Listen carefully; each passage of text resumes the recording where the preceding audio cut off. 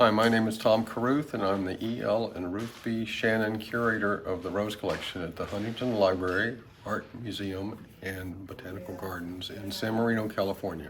And one of the most distinguished rose breeders in the world today. Well, yes. How many All-American titles have you got? Was it 10? Actually, 11. 11. Wow. Yes. I brought 14 All-America winners to Weeks Roses, who was my former employer. So I knew I wanted to work with flowers when I was 5. I had my first rose garden by the time I was 11, so I was tending roses early on. And then in junior high, by the age of 13, I was fascinated by genetics. So the combination of interest in flowers and genetics was to be a plant breeder, and a rose breeder specifically. But there are very few of us in the United States and in the world, so there wasn't much chance of this. I would ask my college professors, do you think I can make a living breeding roses? And they would laugh and pat me on the back. But when I finished up my graduate work in plant breeding, then I was just in the right spot at the right time and started working with Jackson & Perkins Company.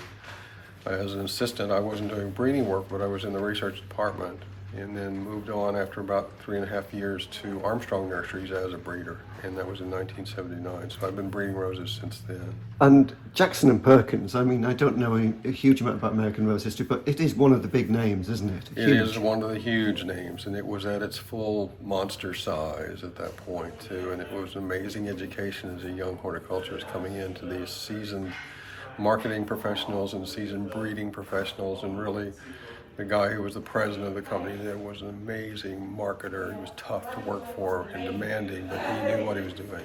And then Weeks. How many years were you there? I was at Weeks for 25 years, and we had to start all over. Mr. Weeks took the breeding with him as his retirement play toy, but we worked with international and amateur breeders to bring varieties to us quicker during my 10-year downtime at the beginning, and then got the ball rolling from there. Which of the roses are you proudest of?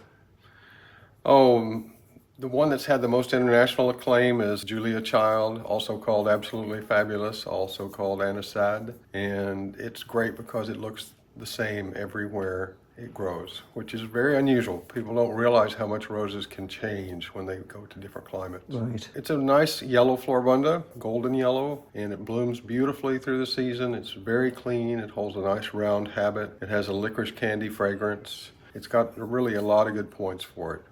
Now, was it what I wanted it to be when I made the cross? No, but we'll take it. Yeah. And tell me about one of my favorites, and one in my garden is Ebb Tide. That deep plum, it's just beautiful. And it was one of the first of that color, wasn't it? It was a real color breakthrough for me in my career. So when that family started flowering out in the field, I was doing backflips. It was just fantastic to see all the colors. And how did you achieve that? It's through a really broad mix of different parents, and that was something Sam McGrady taught me, is to always use broad bloodlines. So it brings in Harkness's A Variety International Herald Tribune, which has Rosa californica in it. It's got work from Ralph Moore, the great American rose breeder, who was very innovative, which is Sweet Chariot. It's got French bloodlines, it's got American bloodlines, it's got New Zealand bloodlines, and all mixed together we achieve that purpley color. At least a couple are named after celebrities. Barbara Streisand, tell me about that More story. than a couple, actually. So Barbara Streisand, she was probably the most selective of all of the celebrities. She had to grow the rose herself. She wanted something super fragrant. But once she committed, she was unlike other celebrities. She really got behind it. She promoted her rose like crazy. She put it on her CD covers. She had blossoms cut and flown into her performances. Wow. So she was great. Julia Child is a fabulous celebrity story. I would love to have met her, but she fell ill and never saw the rose reach introduction, but she did select it herself. And then we have Marilyn Monroe. Of course, we got rights on that name, which was really a surprise. I didn't think we could, but it fits the rose beautifully because it's platinum blonde and absolutely gorgeous, and it has thorns up to here. And you never got to meet her either, I don't Oh, suppose. no, I was a little late on that. And now tell us about the ones that are coming through, because I know you've stopped breeding, but it takes a while for these things to come out, doesn't it? It takes 10 years, actually, to usually bring a variety forward. So at the end of your career, then that works out great because it looks like you're working, but you're not. But at the beginning of your career, it's a little bit tougher because you're not bringing in any income. But yeah, I've still got varieties. Looking forward, my last few will be just this year in 2024, but I'm really proud of a couple of my latter introductions.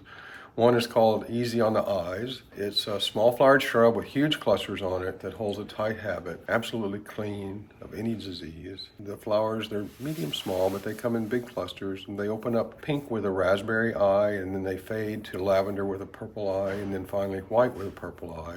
In the spring bloom, it looks like an azalea. You can hardly see any foliage, and the fragrance is killer. It's a wonderful cinnamon and spice fragrance. And along that same line, I have my purple bent, a variety called Perfume Factory. Very strong grower and intensely fragrant and complex in its fragrance. And it just picked up a stateside award for fragrance. Wow. And what will the last rose be? The last rose will be a pink grandiflora, which is kind of ironic because I never bred for pink. This one has a great color on it. It's old-fashioned form, sturdy and stout plant, and a free bloomer, and it's called Miss Manners. And if you know me, that's ironic as well.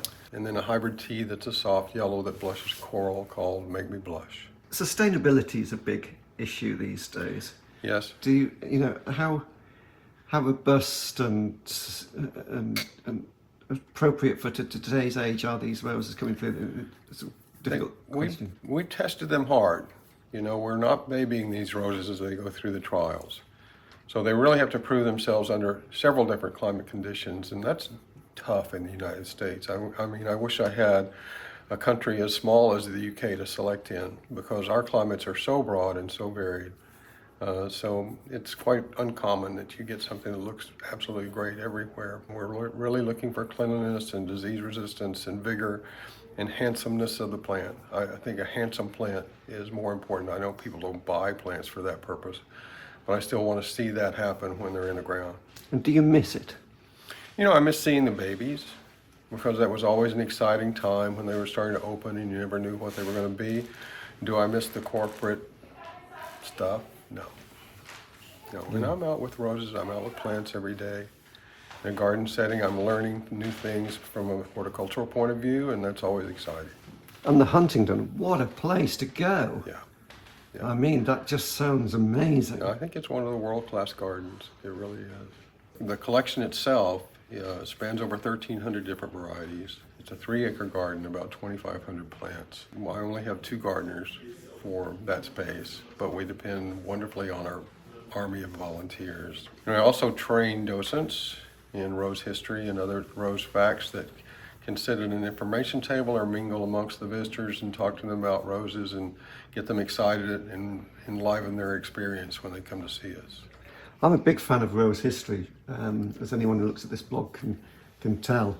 Are people interested in the story and the history of the roses? Usually it's something they don't expect to learn, but they're happy to learn it, especially to know about the Chinese involvement with roses, because we also have a huge Chinese garden and a lot of visitors from all over the world.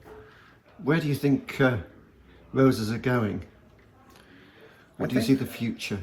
I think into the future, we have to breed tougher roses. We have to breed roses that just bloom their guts out and that have a great fragrance. If we don't tie fragrance back in, we're in trouble. People come into the garden, they respond to the color first, and then the second movement is to the nose automatically. And that's the most common question that we get from our visitors, are where are the fragrant roses? Yeah, oh lovely. Tom, thank you. It's been great to meet you. Thanks. Real honor.